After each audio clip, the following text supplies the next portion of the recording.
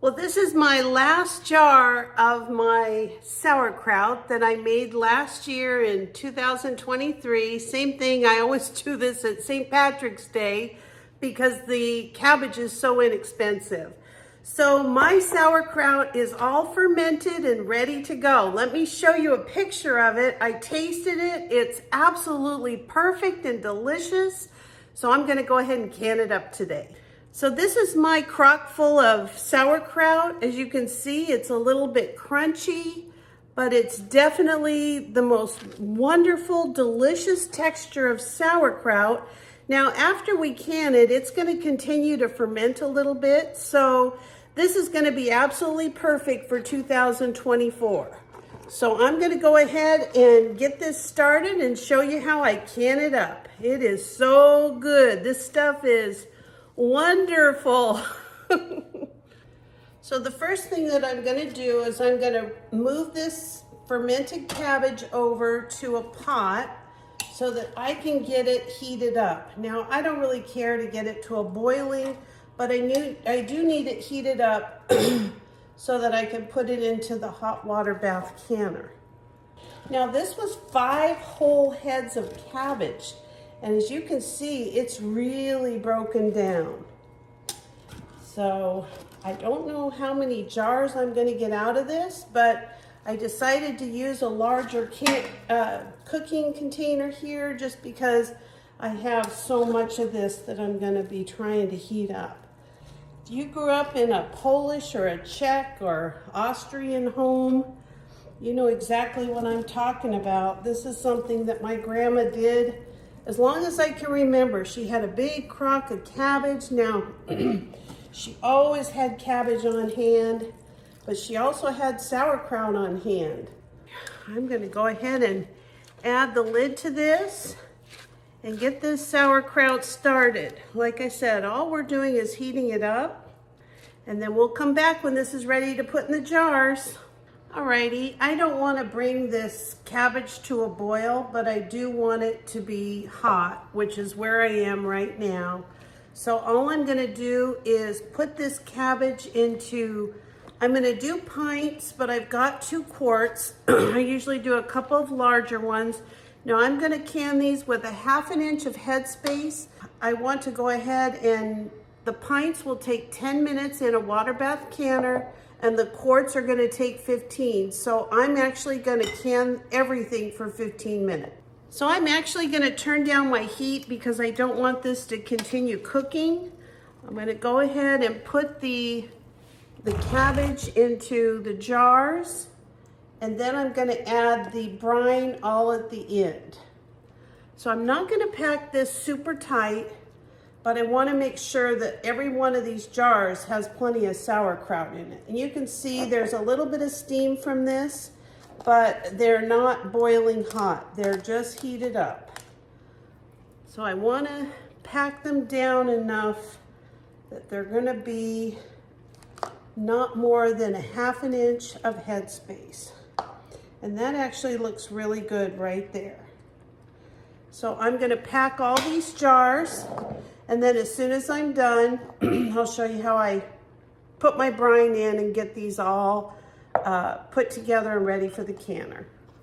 So after I fill all of the jars with sauerkraut, I just fill up the jars to right up to a 1/2 inch of headspace with this brine mixture from the sauerkraut.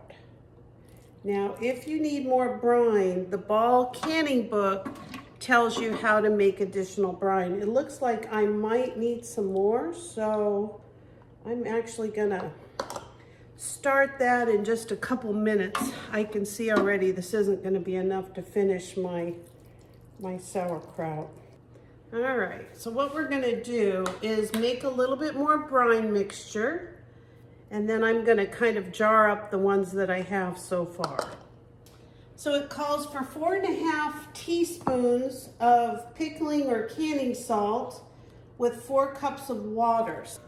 So you want to make sure with this that you don't use iodized salt. You don't want to use that ever in your canning. So I actually get this kosher salt over at the Dollar Tree, It works amazing for canning. So I'm going to go ahead and put 4.5 teaspoons of it in my pan. So we're going to take our wooden skewer, and I just go through the jars and make sure that I get all the air bubbles out of the jars. This will help my jars to seal. And from this stage, I can see if I need to add any more liquid too, which I'm going to already on this quart-sized jar. It's just not enough liquid. I need to get it to 1/2 inch of a headspace. You can see the little bubbles coming up when you do this. Those are the air bubbles in the bottom and the middle of the jars. Now all I'm going to do is go along the top of the jars with a little bit of water. I don't really need vinegar for this. And I'm just going to make sure that there's no sauerkraut or anything over the top of the jars. And then I'm going to put the lids and the rings on.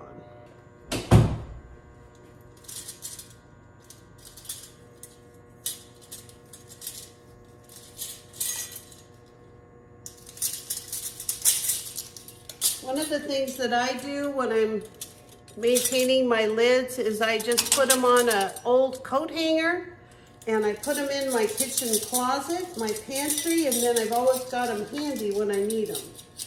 And I can just hang them up by that little hook. Okay, you just want these fingertip tight.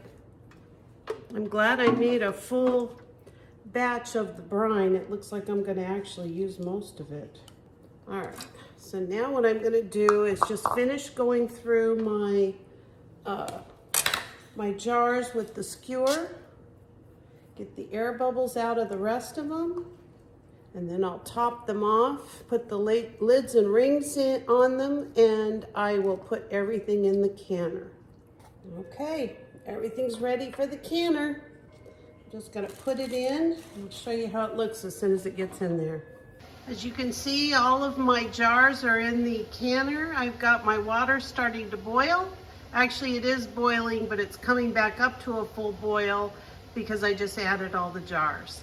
So as soon as it's a full rolling boil, I'm gonna go ahead and time that for 15 minutes. I'm gonna let it sit in the canner for 5 minutes, and then I'll take them out. Okay, our canned sauerkraut is all done, so we're going to take it out of the water bath canner, and I'll show you how it came in. So here we go. We've got 2 quarts and 2, 4, 6, 8, and 1 on the counter I didn't can. I'm actually going to put in the refrigerator and eat this week. So I've got all this wonderful sauerkraut. This should be enough to last me until this time next year. And if not, I can just make some more. It's really easy. So thank you for watching today. I hope that this part 2 video of how to actually can the fermented sauerkraut is really of interest to you. Give it a try. It's very easy, very delicious. This was, like I said, this was from last year, but now I'm going to have wonderful sauerkraut for next year as well.